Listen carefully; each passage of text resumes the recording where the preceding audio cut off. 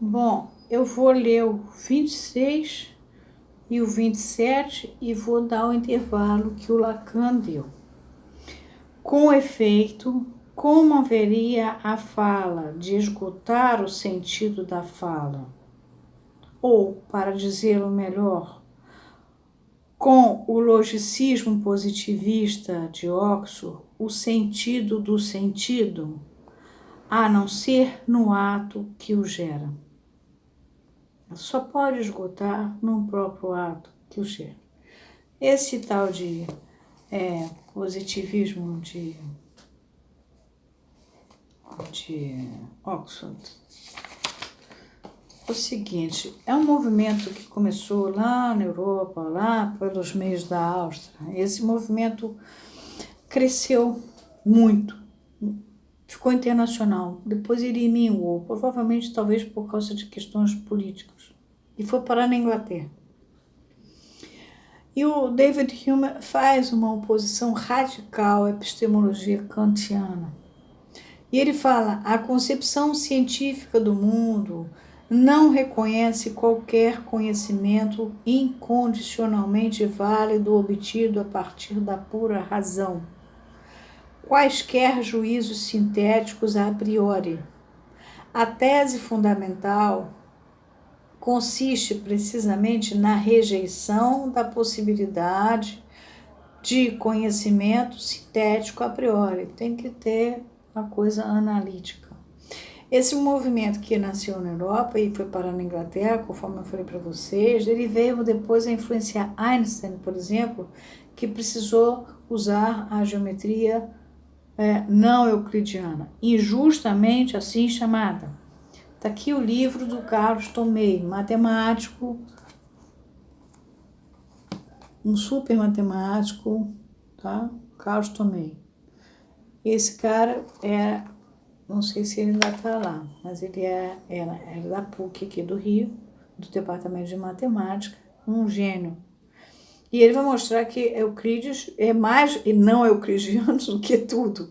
Aliás, óbvio, Euclides foi o fundador da escola de Megra. A escola de Megra é aquela escola que trabalhava com paradoxo e que irritava profundamente Platão.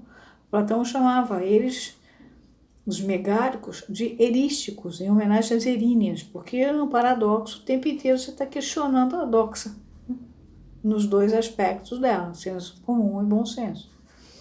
Então, dizer geometria euclidiana é por causa do desenho em geometria plana que se faz, mas na verdade é injusto falar em geometria não euclidiana. O Euclides era não euclidiano nesse sentido. Ele era um cara do paradoxo.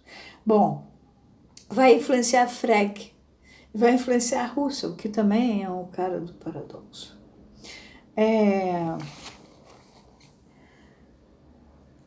Continuando Lacan.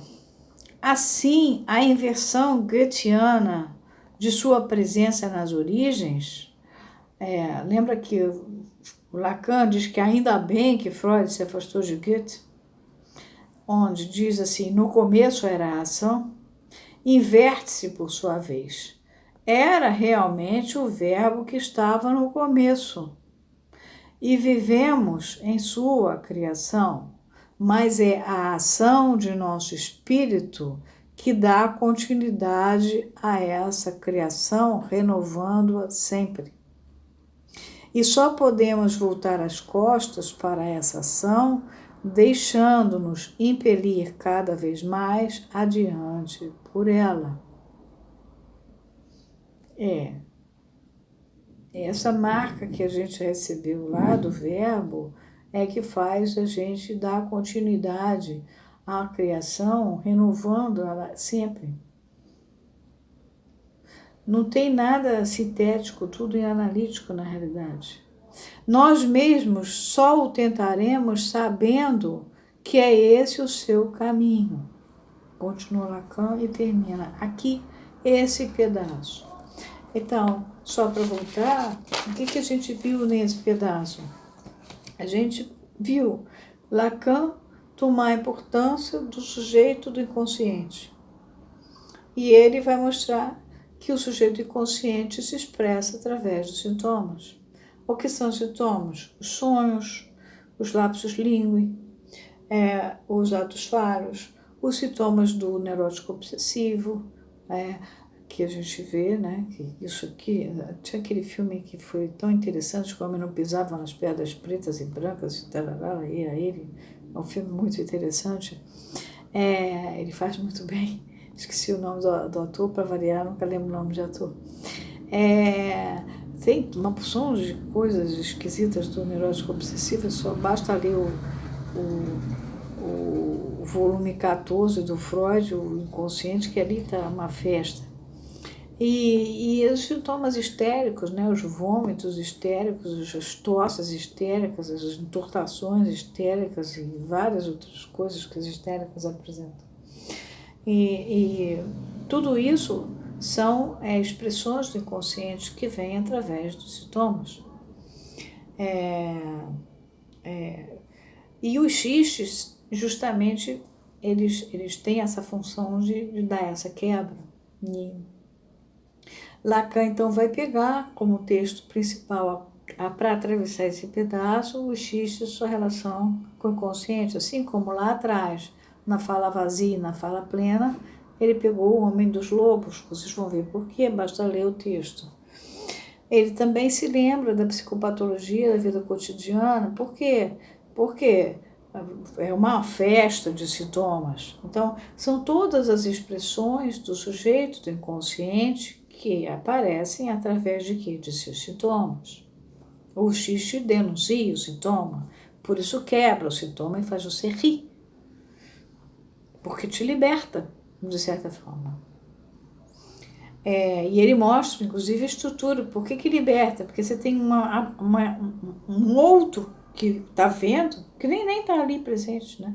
Mas ele percebe que aquela historinha foi feita por alguém que vê aquela maluquice dele de alguma maneira. E como ela é contada como historinha, ela não ataca diretamente. Então ele ri, né? Ele tá livre, liberto para poder não se sentir atacado e ao mesmo tempo romper aquilo rindo, né? Então, o xiste guarda a proporção da interpretação. Por isso, o valor do Theodor Reik, ou Reik, como quiserem chamar, que Freud tentou manter na IPA de qualquer maneira. Ele escreveu a questão da análise leiga por causa do Reik, porque o Reik trabalhava exatamente com essas questões da surpresa, ou com a questão de dizer bobagens, da importância da bobagem, da importância do xiste, da importância exatamente esses textos, a surpresa que causa, ou ouvir com o terceiro ouvido, como ele fala, você tem que ter um terceiro ouvido ouvindo. Quer dizer, tudo isso que foi feito pelo Freud, né? E aí Lacan também vai falar nas figuras de linguagem, as que produzem significação e as que não produzem significação e que vão aparecer dentro do contexto de uma sessão ou num sonho, como Freud traz, pela interpretação dos sonhos. Vai mostrar a matemática, dizendo que não é uma questão de magia, que é a marca de cada um, uma espécie de senha de cada um, senha numeral, que é do inconsciente que cada um aloja, que acontece, que é essa senha. E vai para a questão do xiste, justamente para mostrar como que é a partir do xiste que você pode quebrar isso. O xiste tem a estrutura da interpretação. Por sua vez, o xiste tem duas formas diferentes de funcionar, por isso é interessante ler. São as duas formas de interpretar também. E, por último, ele vai insistir num retorno ao Freud, esse Freud que foi perdido a partir da fundação da Commission, justamente para preservar a psicanálise em 1920, mas que veio a deturpar a teoria através da criação de uma teoria da técnica. Então, Freud escrevia de um lado e eles praticavam de outro outra coisa. E a psicanálise se transformou numa psicologia, numa biologia, mas de qualquer maneira ela deixou de ser psicanálise, porque tudo era calculadinho, não tinha mais nada analítico, era tudo sintético, tudo resolvido, uma receita de bolo, se for isso, você faz isso, se for aquilo, você faz aquilo, outro. A associação livre perde o direito de ser associação livre, passa a ser presa, porque o camarada, por sua vez, vai ser avaliado por uma equipe que o analista dele vai contar tudo para essa equipe, para ver se ele pode ser analista, mas aí ele já vira profissional. Enfim, moral da história, deturpou tudo. Então, eu vou dar a mesma pausa que o Lacan vai dar aqui, no 27, aqui. Fica a pausa para começar o 28 já a partir de alguma coisa que ele quer dizer e que ele preferiu dar esse espaço, a gente vai dar também, tá? Então, fica assim dito. Tá feito? E assim vocês aprendem também que a geometria euclidiana, ela é mal falada, mas ela, na verdade, Euclides não tinha nada de euclidiano, não. Euclides era o cara do paradoxo, tá?